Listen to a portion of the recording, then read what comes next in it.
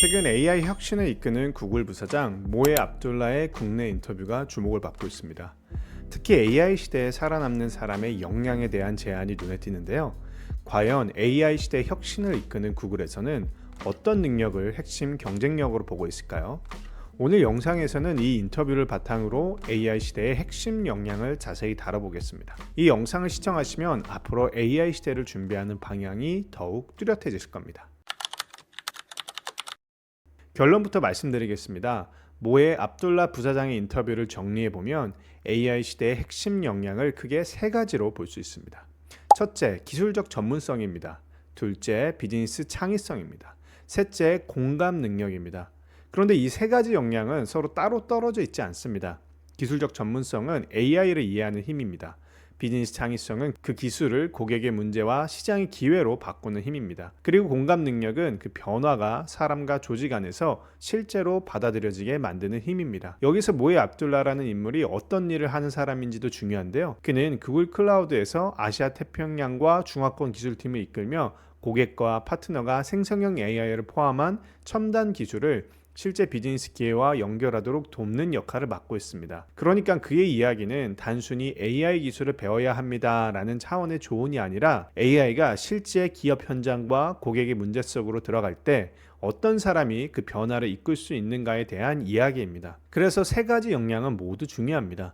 기술적 전문성이 없으면 AI 시대의 기본 언어를 이해하기 어렵겠죠. 비즈니스 창의성이 없으면 기술을 실제 가치로 바꾸기 어렵습니다. 공감 능력이 없으면 아무리 좋은 기술도 사람과 조직 안에 뿌리 내리기 어려울 것입니다. 다만 오늘 영상에서는 이 세 가지 역량 중에서도 특히 비즈니스 창의성과 공감 능력을 조금 더 깊게 다뤄보려고 합니다. AI 시대의 두 번째 핵심 역량은 비즈니스 창의성입니다.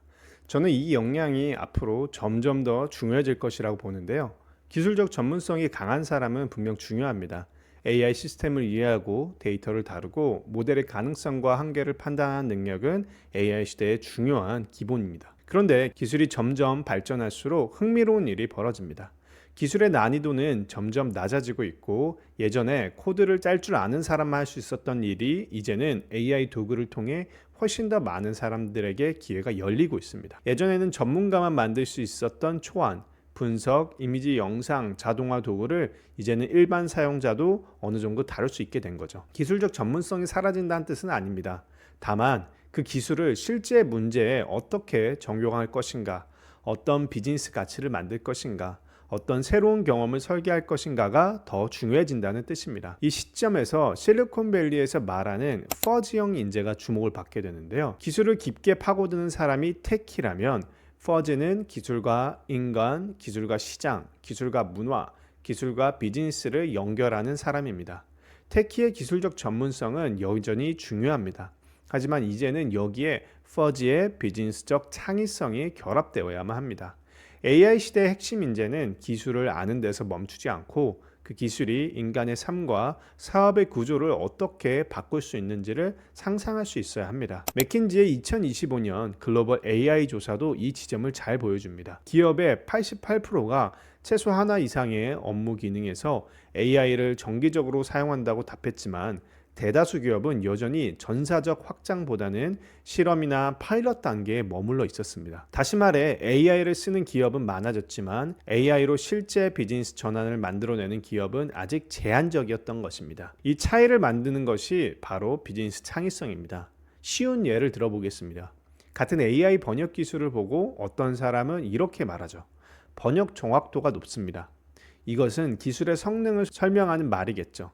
그런데 비즈니스 창의성이 있는 사람은 조금 다르게 보겠죠. 이 기술을 외국인 고객 상담에게 적용하면 고객 응대 시간이 줄어들고 고객 불편이 줄어들고 재구매율이 올라갈 수 있겠네요 라고 말합니다. 같은 기술이지만 보는 깊이가 다르다는 거죠. 기능을 보는 사람이 있다라면 다른 사람은 구조를 보는 거죠. 이렇게 비즈니스 창의성이란 바로 이런 능력입니다. 기술의 성능을 설명하는 능력이 아니라 기술의 쓸모를 상상하는 능력입니다. 이 기술이 무엇을 할 수 있는가에서 멈추지 않고 이 기술이 누구의 삶을 어떻게 바꿀 수 있는가까지 묻는 능력입니다. AI 시대의 진짜 차별화는 여기에서 나온다고 생각하는데요.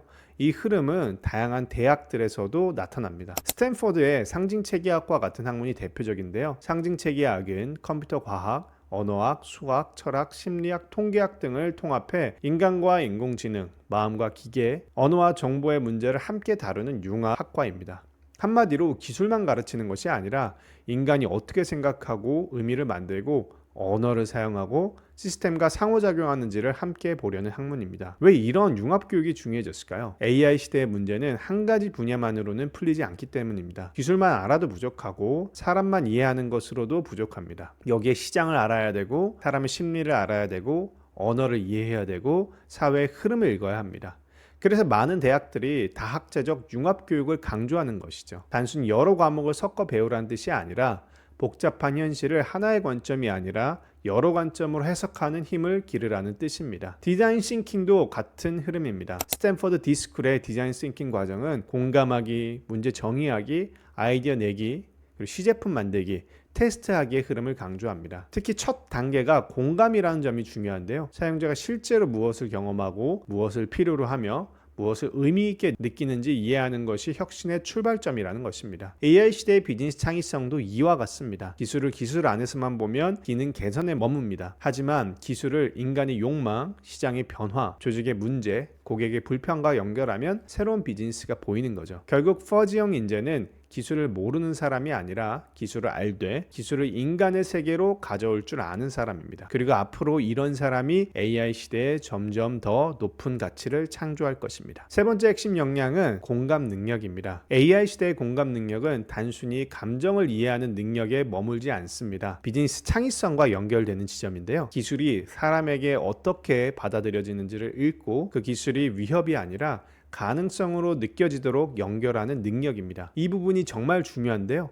AI 기술은 기업 입장에서는 혁신입니다. 생산성을 높이고 비용을 줄이고 새로운 서비스를 만들 수 있는 강력한 도구입니다. 하지만 그 기술을 받아들이는 사람 입장에서는 이 기술이 반드시 선물처럼만 느껴지지는 않습니다. 누군가에게는 AI는 기회로 느껴지지만 누군가에게는 위협으로 느껴집니다. 누군가는 내 일이 더 편해지겠구나 라고 느끼지만 누군가에게는 내가 필요 없어지는 것 아닌가 라고 느낍니다. 모에 압둘라 부사장이 말한 공감의 핵심도 바로 여기에 있는데요. 기술이 상대에게 위협으로 느껴지지 않게 하는 것이 중요하다는 겁니다. 고객이 이 기술을 통해 더 편안해지고 더 멋진 삶을 살 수 있고 더 나은 성과를 만들 수 있다는 느낌을 줘야 합니다. 이것이 AI 시대의 공감이죠. 단순히 상대의 감정을 알아주는 것이 아니라 기술과 인간 사이에 정서적 다리를 놓는 능력입니다. 예를 들면 스마트폰을 생각해 보겠습니다. 스마트폰이 처음 등장했을 때 사람들은 단순히 이 기계는 성능이 좋습니다 라는 말에만 움직이지 않았습니다. 더 중요한 것은 이 기계를 쓰면 내 삶이 더 편리해진다. 내가 더 자유롭게 연결된다. 사진을 쉽게 찍고 길을 쉽게 찾고 사람들과 더 쉽게 소통할 수 있다라는 감각이었습니다. 기술이 삶의 개선으로 느껴질 때 사람은 변화를 받아들입니다. AI도 마찬가지입니다. 기업이 직원에게 AI가 당신보다 일을 더 잘합니다 라고 말하면 사람은 마음을 닫습니다. 하지만 이렇게 말하면 다르겠죠. AI가 반복 업무를 맡으면 당신은 더 중요한 판단과 기획에 집중할 수 있습니다. 같은 기술이지만 이렇게 전달 방식이 다를 수 있는 거죠. 첫 번째는 사람을 밀어내는 느낌을 준다면 두 번째는 사람을 초대하는 느낌을 주는 거죠. 공감 능력은 여기서 작동합니다. 공감은 상대가 왜 기술을 두려워하는지를 읽고 그 두려움을 무시하지 않고 사람에게 어떤 기회가 될 수 있는지를 상대의 언어로 설명하는 힘일 것입니다. 그래서 AI 시대의 공감은 변화의 언어를 바꾸는 능력입니다. 아무리 뛰어난 기술도 사람이 받아들이지 않으면 현장에서 작동하지 않겠죠. 반대로 기술이 조금 낯설어도 그 기술이 나를 돕는다라는 느낌이 생기면 사람들은 배우기 시작할 것입니다. 이것은 고객 설득에서도 똑같이 작동되는데요. 고객에게 우리 모델은 정확도가 높습니다 라고 말하는 것만으로는 부족합니다. 고객은 알고 싶어 하죠. 그래서 내 고객이 더 편해지는지, 내 직원이 덜 지치는지, 우리 회사가 더 나은 서비스를 제공할 수 있는지를 고민하는 공감 능력이 있는 사람은 고객의 삶과 언어로 바꿀 줄 아는 마법사와 같습니다. 바로 이 능력이 AI 도입의 성패를 가르게 될 것입니다. 기술을 사람의 입장에서 다시 설명하는 능력, 변화를 위협이 아니라 도움으로 친근하게 느끼게 만드는 능력, 그리고 새로운 기술이 현장 안에서 실제로 받아들여지게 만드는 능력입니다. 이것은 하버드 경영대학원의 에이미 에드먼슨 교수가 오랫동안 연구해온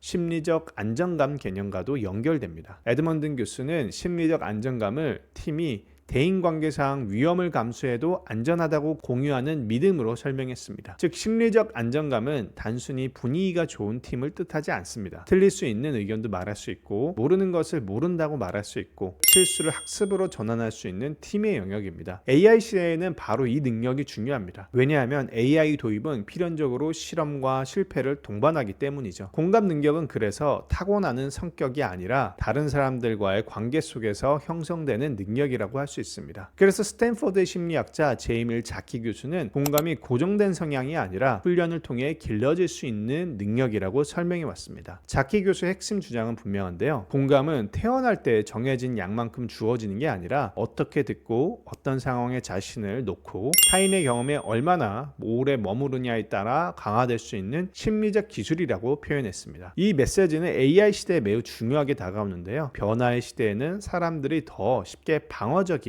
느낌을 받게 되고 더 쉽게 불안해질 수 있고 더 쉽게 서로를 판단할 수 있는 특징을 갖고 있습니다. AI 기술이 도입되면 누군가는 기대하게 되지만 많은 사람들은 자기 일이 사라질까봐 두려워할 수 있는 거죠. 이때 필요한 공감은 막연히 괜찮아요, 기회입니다 라고 말하는 위로가 아닙니다. 상대가 무엇을 두려워하는지 정확하게 듣고 그 두려움을 무시하지 않고 그 사람이 변화 속에서 어떤 가능성을 발견할 수 있는지 함께 찾아주는 능력일 것입니다. 결국 공감은 감정이 아니라 연습이라는 거죠. 상대의 말을 끊지 않는 연습, 상대의 불안을 빨리 평가하지 않는 연습, 상대가 한 말을 내 언어로 다시 확인해 보는 연습, 그리고 내가 아닌 다른 사람의 삶을 상상해 보는 연습일 것입니다. 이런 훈련이 쌓이면 AI 시대의 변화 앞에서도 더 많은 공감을 유발할 수 있을 것입니다. 기술을 설명하는 사람들은 앞으로도 더 많아질 것입니다. 하지만 그 기술을 받아들이는 사람의 불안, 기대, 자존심, 두려움까지 읽어내는 사람은 여전히 드물 것입니다. 그래서 공감 능력은 AI 시대에 더 중요해질 것입니다. AI가 아무리 발전해도 사람은 여전히 사람을 통해 변화할 것이기 때문이죠. 그렇다면 우리는 비즈니스 창의성과 공감 능력을 어떻게 길러야 할까요? AI 시대에 정말 중요한 것은 기술을 많이 하는 것에서 멈추는 것이 아닙니다. 기술을 인간의 문제와 연결하고 사람의 마음을 읽고 새로운 가능성으로 바꾸는 훈련이 필요합니다. 이를 위해 저는 4가지 방법을 여러분께 제안드리고 싶은데요. 첫 번째는 기술을 볼 때마다 사람의 문제로 번역해 보는 것입니다. AI 요약 기능이 좋아졌다 해서 끝내는 게 아니라 이렇게 물어야 하는 거죠. 누가 이 긴 글을 읽기 힘들어 할까요? 그 사람은 왜 요약을 필요로 할까요? 요약이 되면 그 사람의 시간, 감정, 의사결정이 어떻게 달라지는 걸까요? 이 질문을 던지면 기술이 기능으로만 보이지 않습니다. 사람의 문제로 보이기 시작하는 거죠. 비즈니스 창의성은 그래서 여기에서 시작된다고 생각합니다. 기술이 아니라 인간을 먼저 보는 전환, 그렇게 되면 새로운 사용처가 보일 수 있습니다. 둘째, 욕망의 지도를 그려보는 겁니다. 어떤 기술이나 서비스를 볼 때 사람의 욕망을 4가지로 나누어서 보는 겁니다. 시간을 아끼고 싶은 욕망, 돈을 벌고 싶은 욕망, 인정받고 싶은 욕망, 불안을 줄이고 싶은 욕망. 대부분의 비즈니스는 이 4가지 욕망 중에 하나를 건드린다고 할 수 있는데요. AI 기술도 마찬가지입니다. 이 기술이 사람의 어떤 욕망을 건드리고 있는지, 그 욕망을 더 깊게 해결하려면 무엇이 필요한지, 이 기술이 고객의 삶을 더 편하게 만드는지, 더 안전하게 만드는지, 더 멋지게 느끼게 만드는지, 이 질문을 반복하면 기술을 기능이 아니라 시장으로 보게 되는 거죠. 이것이 비즈니스 창의성을 기르는 좋은 훈련이 될 것입니다. 셋째, 한 달에 한 번은 내 분야가 아닌 다른 분야의 책을 읽어보는 것입니다. 엔지니어라면 심리학 책을 한번 읽어보시고, 마케터라면 물리학 책을 읽어보고, 투자자라면 문학과 과학사를 한번 읽어보는 겁니다. 중요한 것은 내가 익숙한 분야를 잠시 벗어나 보는 것입니다. 창의성 그리고 공감은 새로운 것을 갑자기 만들어내는 능력이 아닙니다. 서로 멀리 떨어져 있는 것들을 연결하는 능력입니다. 물리학을 읽으면 세계가 어떤 원리로 움직이는지를 이해할 수 있게 될 것이고요. 심리학을 읽으면 사람이 왜 이렇게 비합리적으로 판단하는지 알게 될 것입니다. 역사를 읽으면 기술 변화가 사회를 어떻게 바꾸어 왔는지 볼 수 있습니다. 문학을 읽으면 타인의 감정과 삶의 맥락을 더 깊게 이해할 수 있게 되겠죠. 이렇게 서로 다른 분야를 넘나들 때 기술을 바라보는 시야도 달라질 수 있습니다. 기술의 세계에서만 보는 사람은 기술 안에서만 경쟁할 수 있습니다. 하지만 과학, 역사, 심리학, 문학, 비즈니스의 언어를 함께 이해하고 있는 사람은 기술의 새로운 사용처를 발견할 수 있는 것이죠. 그 중에 제가 꼭 추천드리고 싶은 분야가 있는데요. 특히 문학은 공감 능력을 기르는데 중요한 훈련이 된다고 생각합니다. 공감은 추상적 교양이 아니라 타인의 삶을 내 안에 들여보는 훈련이기도 합니다. 그래서 제 주변에 과학자들이 문학을 읽어보는 것을 후배들 그리고 미래 세대에게 많이 추천을 하는데요. 이렇게 문학을 읽는다라는 것은 내가 아닌 사람의 눈으로 세계를 보는 연습과도 같습니다. 다른 성별의 감각으로 세상을 알아보고 다른 세대의 시간 속에서 삶을 살아보고 다른 문화와 다른 세계 속에서 살아가는 사람의 마음을 따라가 보는 일입니다. 내가 당연하다고 믿었던 것이 누군가에게는 전혀 당연하지 않을 수 있다는 사실을 배우는 것, 내가 쉽게 판단했던 선택 뒤에 그 사람만의 사정과 역사와 감정이 있다는 것을 이해하는 것, 이 경험이 쌓이면 사람을 더 깊게 이해하고 움직일 수 있게 될 것입니다. AI 시대에 필요한 공부는 인문학만도 아니고 기술만도 아닐 것입니다. 중요한 것은 여러 분야를 연결해 인간과 세계를 입체적으로 이해하는 힘이라고 생각합니다. 기술이 빠르게 발전할수록 우리는 더 넓게 배우고 더 깊이 사람을 이해해야 하기 때문이죠. 넷째, 반박보다 번역을 먼저 하는 대화 습관을 가져야 합니다. 누군가 AI는 위험하다라고 말할 때 바로 반박하면 대화는 끝이 나버리겠죠. 그런데 이제 이렇게 한번 말해보는 습관을 가져보는 겁니다. 그러니까 기술 자체보다 이 기술이 나의 미래를 어떻게 바꿀지